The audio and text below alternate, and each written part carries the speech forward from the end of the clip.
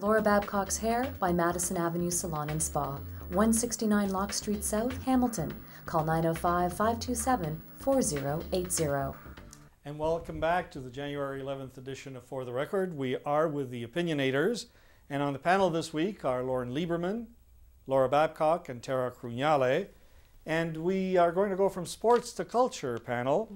The City of Hamilton is drawing on public input to create a new cultural policy for the city. And they're having meetings, they're taking input by email, and they're talking to Hamiltonians in general because we want a strong, sustainable culture sector, says the city, art, architecture, natural environment, and they want this not only to enrich a cultural life, but to drive economic activity. Panel, what's it going to take to develop such a sector? Tara, let's start with you. Well, I think that we have to look at the smaller communities of Hamilton to really see them getting it right. I think Dundas, Waterdown, Ancaster, their downtown communities are full of culture, historical buildings, small shops owned by members of the community where you can, walk down the street and there are people around. We seem to be doing a little bit of that, James Street North. We've got Ottawa Street, Hess Village even.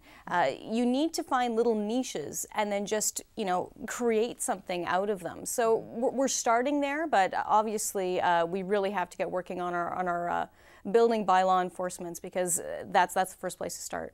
Yeah, I agree with Tara. There's some top-down stuff that you can do. You can have funding for it. You can create incentive programs. You can look at some remediating buildings, or you can do a whole bunch of different things. But really, it's organic in a sense. It has to come from clusters of people who, Tara used the word community a number of times, and that's what it's about. Locke Street's another one. James Street South had things going on, but it was all of us getting together and meeting. It's not something you can do virtually or something you can just decree.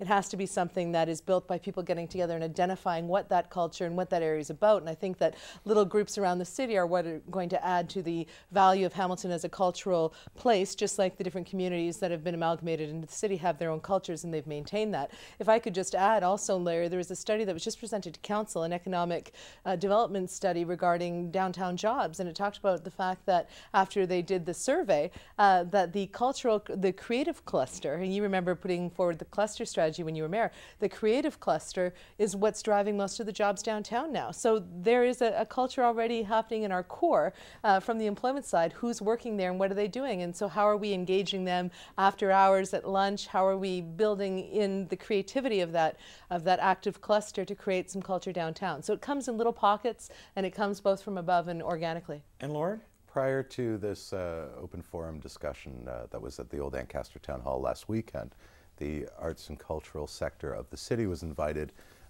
to gather, and there was a session devoted for those who work in the industry. And I had the pleasure of being there. And it was insane. It was utterly ridiculous.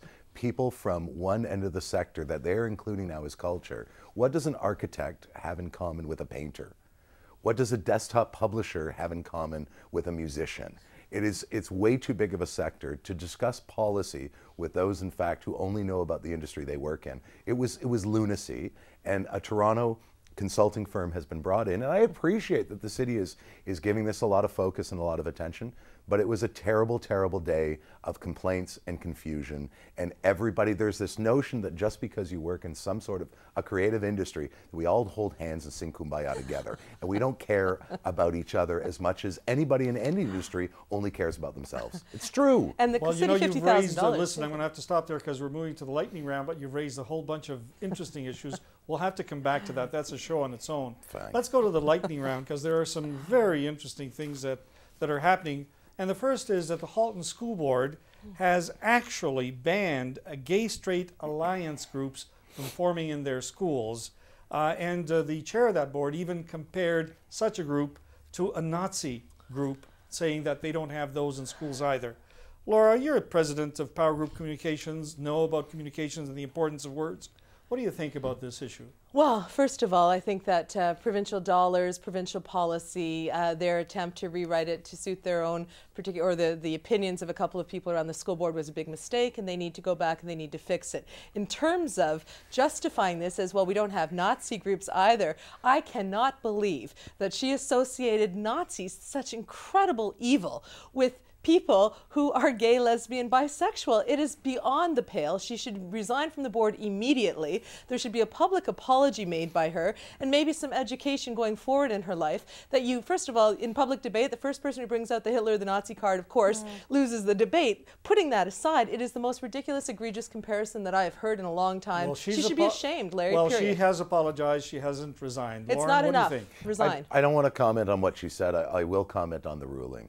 And what's important here is this is the Halton Catholic School Board, and it goes against Catholic doctrine and dogma. It doesn't make any sense to be gay positive in an environment that says that positivity is in fact a sin. So if you've got an issue with the school board's decision, it's not about the school board, it's about that church.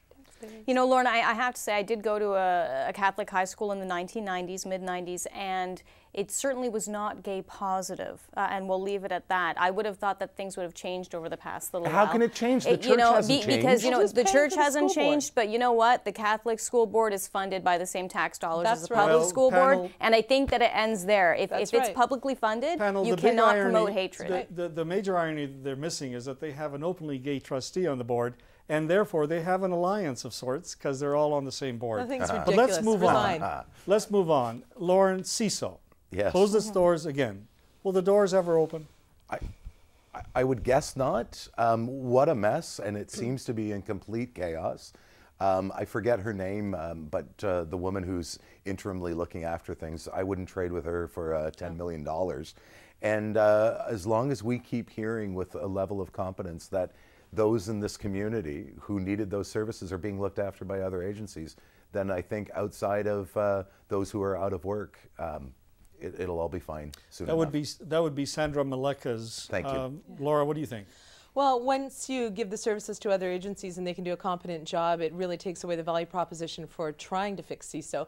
I'm looking at board accountability here. I brought it up in the past, Larry. What was the board doing? And how is it that they're not getting paid, these people? I mean, you don't have that kind of funding in place and then not be able to pay people 2 weeks back pay. To me, that's just unacceptable. The board needs to be held to account, and I hope that the media in this community asks them what their role was, and maybe we'll see some accountability from them.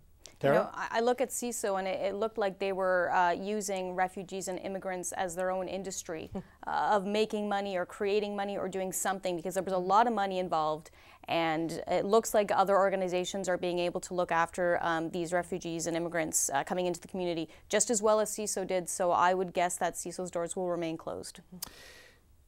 Panel, we're going to move to a very serious topic, one that just happened recently south of us in the United States, and that's the recent shooting of U.S. Congresswoman Gabrielle Giffords. And that tragedy that killed a number of people and grievously wounded her sparked an angry debate about toxic rhetoric poisoning political discourse in the United States. We've had some of that here, but not as bad as there. Included in the blame game, political pundits, the likes of which we see on Fox News, CNN, MSNBC, are all pointing fingers at each other. The president has asked that the country come together, but it doesn't look as if the message is being taken seriously by these various groups. So here we have it. What are your thoughts? Tara, let's start with you. Can we blame the pundits for this shooting? Well, I think specifically the pundits are trying to themselves blame Sarah Palin, and I just think that this it's irrational. This young man was clearly mentally unstable, and if we're going to blame anybody, we're going to have to blame the healthcare system for not looking after him sooner. I think that rhetoric does get heated at times, but it goes both ways, and it just happened to be someone using a gun, and therefore the Republicans get charged with it. It's just not fair.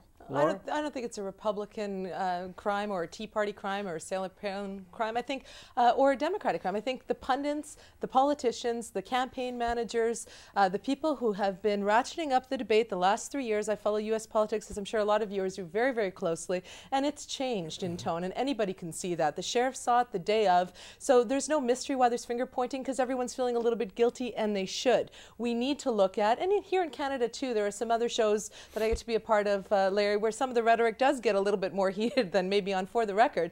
We need to take responsibility. People hear these things and they don't get that we're using analogies. They don't get that we're using these metaphors. They might think that we're serious, including Palin's website. Let me just say, Bill Clinton said it best a few months ago, that it's a great echo chamber, public discourse, and it falls on the serious and the delirious alike, the connected and the disconnected, the unhinged. We have to be more careful, period. Loren? Well, I think that blaming political punditry and rhetoric is an entire red herring in the entire situation. This was an anti-Semitic event, absolutely. And if this congressperson were black, then this wouldn't be about the media. It would be about Hicks in Arizona who kill black people out of their no, Laura, really, Laura, you know what? He had a copy of Mein Kampf at home. He didn't have a copy of the DVD copy of Sarah Palin's Alaska. And there was a big deal in her election campaign that she was raised Jewish and she had refound her Judaism, and she had brought that all forward. And he didn't like the response she gave him to his question to her about the language in politics and governance.